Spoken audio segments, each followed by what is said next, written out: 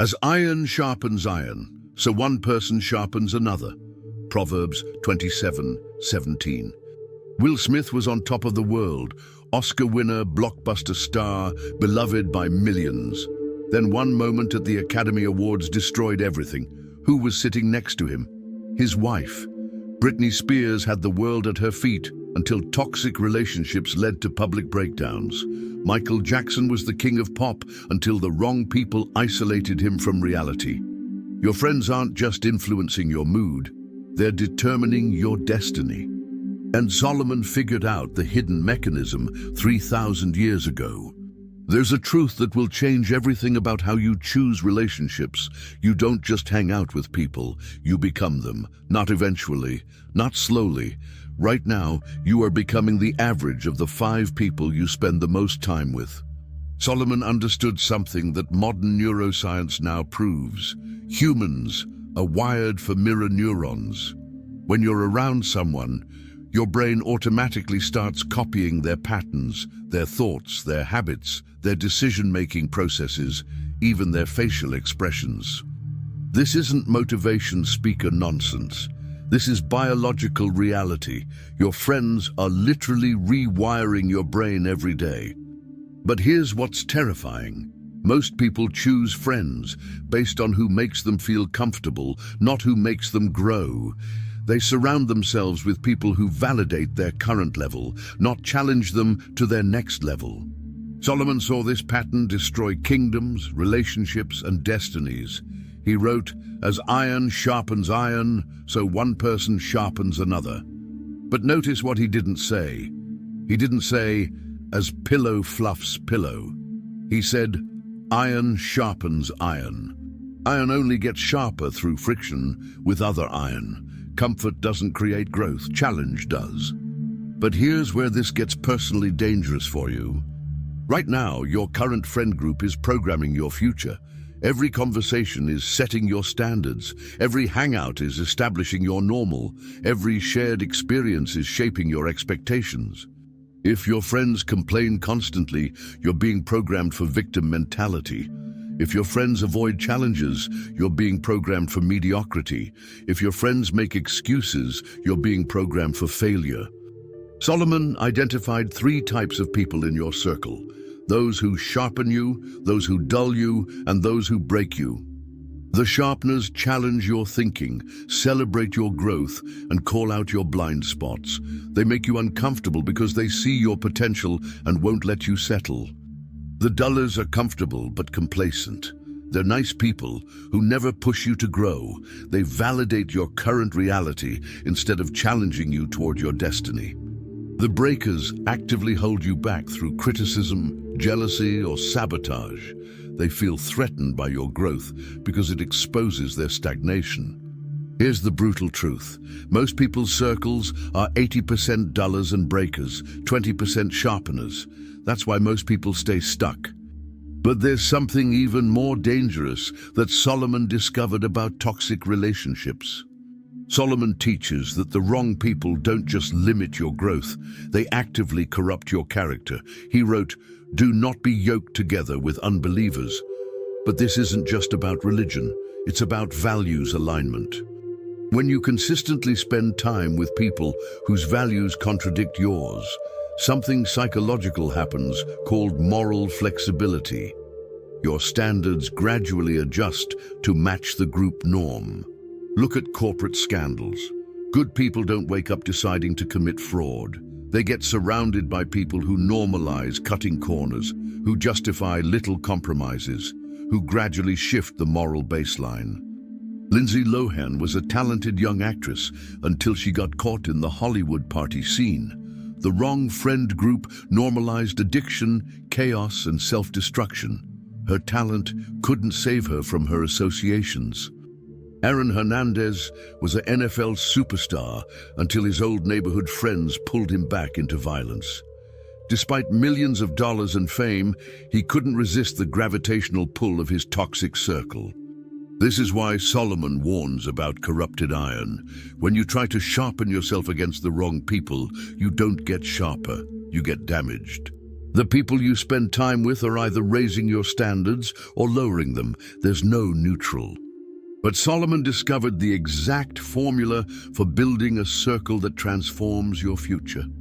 Solomon's formula for transformational relationships has three components: people above you, people beside you, and people below you. People above you. These are mentors, coaches, and role models who are where you want to be. They show you what's possible and how to get there. They stretch your vision of what you can become. People beside you. These are peers who are on a similar growth journey. They provide accountability, support, and healthy competition. They run the race with you. People below you. These are people you're mentoring and pouring into. Teaching others what you're learning accelerates your own growth and keeps you accountable to your values. Most people only have one category: people beside them who are stuck at the same level. That's why they never grow. But when you intentionally build all three levels, something magical happens. You create what Solomon calls a threefold cord that is not easily broken. The people above you pull you forward. The people beside you push you forward. The people below you prevent you from going backward. Warren Buffett built this system perfectly. He learns from mentors like Benjamin Graham, collaborates with peers like Charlie Munger, and teaches thousands through his annual shareholder meetings. Oprah Winfrey has spiritual teachers who guide her growth, business partners who challenge her thinking, and millions of people she mentors through her platform. This isn't networking, this is strategic relationship architecture. But there's a specific practice Solomon used to maintain these transformational relationships. Solomon practiced what I call intentional association, deliberately choosing who gets access to your time, your energy, and your mental space based on who they're helping you become. This means making some uncomfortable decisions. You might need to reduce time with friends who drain your energy, even if they're nice people. You might need to seek out people who intimidate you because they're operating at a higher level. You might need to start saying no to invitations that don't align with your growth. This isn't about being elitist or abandoning people. It's about being strategic with your most valuable resource, your relational influence. Tim Cook didn't become Apple's CEO by hanging out with people who thought small. He positioned himself around visionaries like Steve Jobs, who expanded his thinking about what technology could accomplish. Serena Williams didn't become the greatest tennis player by practicing with people at her level. She sought out coaches and training partners who could push her beyond her current abilities. The practice is simple, but not easy. Audit your current relationships and ask, is this person sharpening me or dulling me? Are they helping me become who I'm meant to be, or keeping me as who I've always been? Then make adjustments accordingly. But here's the most powerful element of Solomon's relationship strategy. Solomon's ultimate relationship principle is this: become the person you want to attract. If you want to be surrounded by successful people, become successful. If you want loyal friends, become loyal. If you want people who challenge you to grow, become someone who challenges others to grow. This is the magnetic principle of relationships. Like attracts like, but more importantly, who you are determines who you draw. When you start taking your growth seriously, you automatically attract other growth-minded people. When you raise your standards, you attract people with high standards. When you pursue excellence, excellent people notice. Michael Jordan didn't recruit teammates to be great. His commitment to greatness attracted other players who wanted to win championships. His standards became the team's standards. Steve Jobs didn't convince people to join Apple. His vision for revolutionary products attracted other innovators who wanted to change the world. This is why focusing on yourself is the best relationship strategy. You can't control who's in your current circle, but you can control who you're becoming, and who you're becoming determines your future circle. But there's a warning Solomon gives about relationships that could save your entire destiny. Solomon's warning is urgent. The wrong relationships can destroy your destiny faster than any external enemy. He wrote, "Above all else, guard your heart, for everything you do flows from it." Your heart, your core beliefs, values, and identity is shaped by your closest relationships. If you don't guard who has access to influence your heart, you'll wake up one day and not recognize who you've become. This is what happened to Solomon himself. Despite his wisdom, he allowed relationships with foreign wives to gradually corrupt his devotion to God. The wrong relationships led him to make decisions that split his kingdom. Look at modern examples.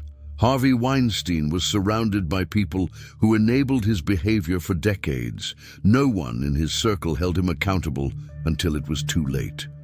Martin Shkreli was a promising pharmaceutical executive until he surrounded himself with people who normalized greed and celebrated exploitation. The pattern is always the same. Good people get corrupted gradually through relationships that normalize the wrong values. But you can break this pattern by implementing Solomon's relationship firewall system. Create boundaries around who gets access to different levels of your life. Level 1. Acquaintances, surface interactions. Level 2. Friends, shared activities and conversations. Level 3. Close friends, personal struggles and dreams. Level 4. Inner circle, life decisions and character formation. Most people let anyone reach level 4 by accident. Solomon teaches you to be intentional about who earns access to your core.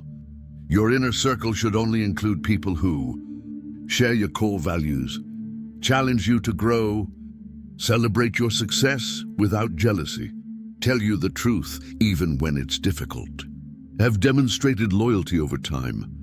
If someone in your inner circle fails these tests, they need to be moved to a different level.